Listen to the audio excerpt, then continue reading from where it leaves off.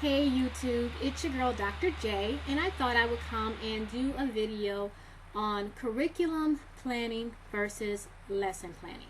The reason why I decided to do this video was because I've been seeing, some people talk, and a few people have asked me questions that I think really are lesson planning related, but they're being phrased in kind of curriculum planning questions. And a lot of times when I see homeschooling burnout in individuals, it really is a matter of them not finding their flow with lesson planning. A lot of people are great when it comes to curriculum planning. What I mean by curriculum planning is when you sit down and you decide what sort of curriculum you're going to use to help your children discover the information that you want them to learn at this particular time. So some people, they really enjoy having a box curriculum. So they're going to say, okay, I'm going to use K-12, or I'm going to use a BACA, or I'm going to use this particular box, and it's going to come in the mail and it's going to be there. Some people, they're using the Montessori method. Some people like to write their own curriculum, so they're going to be pulling things, finding their own things online, writing their own stuff. Many people are eclectic, so they're going to pull a little bit from here, a little bit from there, a little bit from all over the place. So they're really good at saying, this is the curriculum that we're going to use. This is how we're going to teach math. This is how we're going to teach reading, social studies, geography. This is how we're going to teach those concepts. And it's the larger kind of overarching approach that you're going to be using for homeschooling. Most people are pretty good at that. What a lot of people tend to struggle with is lesson planning. Lesson planning really refers to the day-to-day. How are we going to do this curriculum that we have? How are we going to go through this book? How fast or how slow are we going to go through these resources? Are we going to do this every day, or are we going to do this once a week, 2 times a week, once a month? It's this, how are you going to plan your day? Now, here's a few questions that you can answer to see whether or not you are a person who struggles with lesson planning. If you are one where at the end of a semester or at the end of the year, you feel like you have missed things, you're frustrated, your child is frustrated because you didn't get finished with what you were supposed to get finished with. Or if you're at the end of a month or even at the end of a week and you're throwing a lot of things at your child, or your child is frustrated because they didn't get finished everything they're supposed to finish, that may be a sign that you struggle a little bit with lesson planning. If you have ever looked on your shelves and realized that you have purchased a lot of things that have never once been opened, or you are going through workbooks and you realize that you've done 1 page out of this one and 2 pages out of that one, but you pretty much haven't touched the workbook all that much, you may struggle a little bit with lesson planning. If you've ever sat down to do a science experiment only to figure out you were supposed to do some pre-work 3 days earlier and your children were supposed to be looking at results, or you went to pull something out and you told your children, we're about to do this experiment right now, and you realize after you start to read through it that, well, the results are going to take 3 or 4 days to come to fruition, and my children thought we were going to be doing something right now. Or we can't do this experiment because it calls for some obscure ingredient that we don't have, and I'm not even sure exactly where to purchase it. If that's ever happened to you, then you may have a little bit of struggle with lesson planning. Now, I don't care what sort of curriculum you're using, you need to do some lesson planning. I don't care if you're using a curriculum that's telling you that it has every day set out for you and you won't have to do a lot of pre-work, you're still going to need to do lesson planning. Even if you are an unschooler and you say, well, we really kind of let our child just kind of go for what they know and do it, you still need to do lesson planning, because when you are an unschooler or when you do passion-based or child-led learning, you have to make sure that you have the resources available so that when your child wants to go ahead and engage, they're able to do that. So what I'm going to do is talk about some different approaches to lesson planning and how you can make sure that you integrate lesson planning as a part of your homeschooling. There are some approaches to homeschooling that just have lesson planning as an integral part of it. I think that's one of the reasons why there's so many people enjoy work boxes. And work boxes are where you have everything that your child is going to do for that day, and it's going to be labeled, and sometimes people even put them in order so your child knows first do box 1, box 2, box 3, box 4 through 5, 10, however many works for your family. Other people do versions of work boxes. I tend to do a version of work boxes at time where I have a actual area in my office that has cubbies and stuff, and it has all the stuff in it that we're going to use. And sometimes I do day by day planning that way. Other versions of lesson planning is just where people will sit down at the end of the day and say, okay, this is what my child has done, this is what my child has accomplished, and this is what we're going to do next. Even if you look at traditional education, every school worth its salt, okay, is going to give every teacher a daily lesson planning period. That's going to be 30, 45 minutes up to an hour and a half where that child is, or where that parent, where that teacher, my kids are playing and I'm trying to listen. What did you just say? So where that teacher is sitting down and they're saying, okay, this is what we accomplished today. This is what Billy did. This is what Timmy did. I have to do this part of Johnny's IEP. I have to make sure that I have, Sally done by this time because Sally goes off to gifted education. But they're going to actually sit down and go through, this is what the students are doing and this is what we need to do tomorrow. This is what I have to get out. Okay, you actually need that as a homeschooler. You need time every day to sit down. I don't care if it's 15 minutes. I don't care if it's an hour. It's going to depend on how many children you have.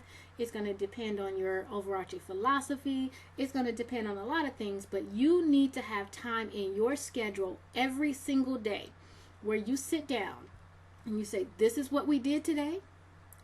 This is what we are probably going to do tomorrow. Let me look through the book and see through every book that we're going to use. Every video.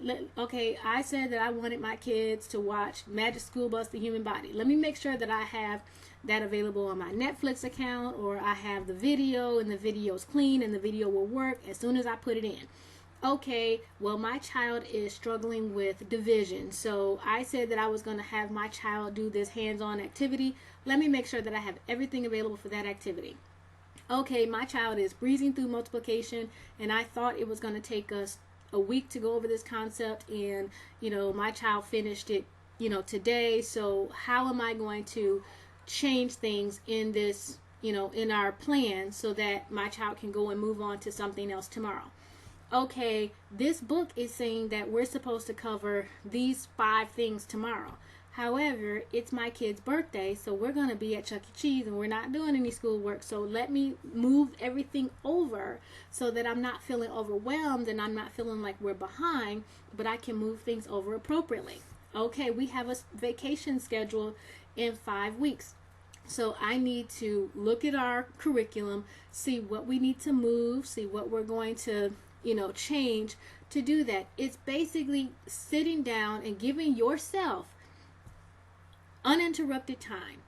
And I don't care if you have to do it while you are sitting on the toilet. I don't care if you have to do it 5 minutes or 10 minutes or 15 minutes before you go to bed at night. I don't care if you have to do it sitting by the bathtub watching your 2-year-old take a bath, and you're going to be doing it then. But every single day you should have some block of time available to really process. Some people process it on paper, some people just process it in their mind, some people process it on computer, but you need to have time every day to process, this is what we accomplished. This is where my child did well. These are some areas of struggle my child had. These are some things that I noticed. This is something that was really interesting, where you get an opportunity to process what happened that day, and then you think about what is probably going to happen tomorrow. You pull out that book, you pull out that science kit and say, okay, these are the things that, we're supposed to be doing for this science experiment. Do I have everything that I need? Is there something I need to run out and get? Okay, this is the writing exercise that my child is going to do. Okay, well, when am I going to do that? Do I have all the resources available?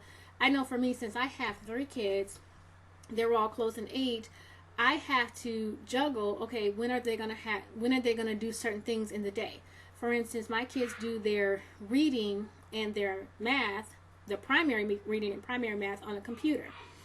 I try to have at least two computers going at once. So one kid is doing math, the other kid is doing reading, and then I have a third child that I have to have doing something else. So they're just rotating around. Okay, because if one child is off playing, the other two want to go play too. And so we have to have kind of a couple hours in our day that's just school time. Okay, I have to not only plan what we're going to do, but I have to plan when is X going to do it versus Y. The next thing I have to plan for is my children do music practices. They are playing instruments. Each child plays 2 instruments. And so I have to say, okay, are they doing pieces where they can practice together? And so we just need 30 minutes of violin practice time. Or are they working on recital pieces where each child is going to need their own block of 30 minutes to do that particular thing per day? And so, it's really going through and mentally processing all those things. I know it sounds complicated, and honestly, when you first start lesson planning, it is going to take you more time. It's going to take you probably, 45 minutes to an hour to lesson plan. But once you get your flow, and it should only take you about, 3 or 4 weeks to really get your flow. Once you get it, you can pretty much do it in your mind in about 15 minutes. If you're a person who has to write everything down, then it's going to take you, 15, 20 minutes to go ahead and write things down and have it out. Have a place where you can pull resources out and have them available in a particular spot, so you always know what you're going to be doing. If you got to do some copying, you do the copying ahead of time.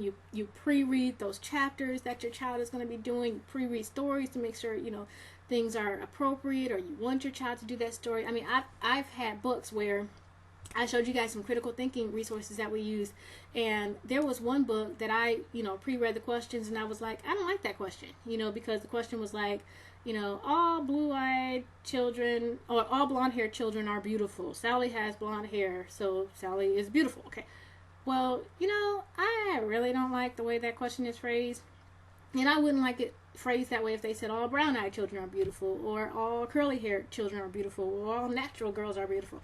It's like, you know what, that's, I don't like the way that statement is phrased, so I'm just going to cross that out, and I'm going to see is there another book that gives me a similar question, but one that's more appropriate for my child at this particular time. And so, you want to go through and you want to read that stuff, because you don't want to be in the process of your child working through something and, all of a sudden they, reading, okay, well, no, it's okay to kick dogs, ha ha ha. Okay, well, if that's not funny for y'all and you don't like that joke, you don't want to find out that joke is there while your child is reading through the material. Other reasons why it's important to go ahead and pre-look at that stuff is because you don't have to do tedious, repetitious things. And so if your child has already got the concept, you don't have to spend another 3 to 4 days, weeks, whatever, doing that concept. You can move on to something different. And pre-reading those resources, looking at what your child has done, looking at what your child has next to do, that really allows you to make sure that you utilize those things. If you're at all like me and you have tons and tons of stuff that you have for your child, you got some games, you got some hands-on stuff, you got some videos, and you had all these great ideas, but you don't seem to be able to get it through, lesson planning will do that, where you can go back and say, you know what, I got a video, that'll be perfect. We're going to be in the car. We got 3 trips planned, tomorrow. We're going to be in the car for about an hour, so that's enough time for them to watch this video. Let me put it in my purse so I can slip it in the DVD player in the van. Cool. Or you can say, you know what, kids, they're kind of tired. I'd really like them to be able to do something a little bit more laid back. I'm sure I have a math game in the closet somewhere. Let me pull that out. And so it just really allows you to even utilize your resources a lot better. So I would say that if you're not already lesson planning, go ahead and try it and see if it causes you to have less stress in your homeschooling, utilize your resources more effectively, and have a little more fun in your day and not feel overwhelmed or like you missed something or anything like that, because I think it really does matter for you and for your kids. Hope this helps. This is Dr. J, and I'm out. Bye-bye.